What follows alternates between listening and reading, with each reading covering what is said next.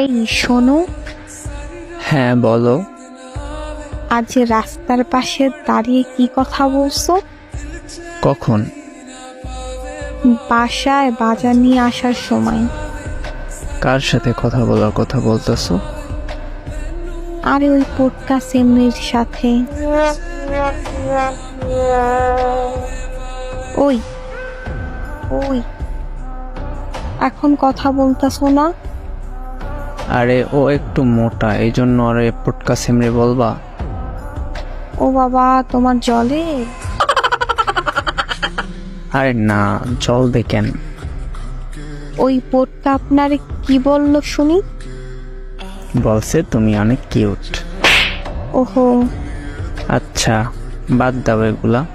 ও, কি করো এখন? তুমি অনেক কিউট। সত্যি? তুমি অনেক কিউট।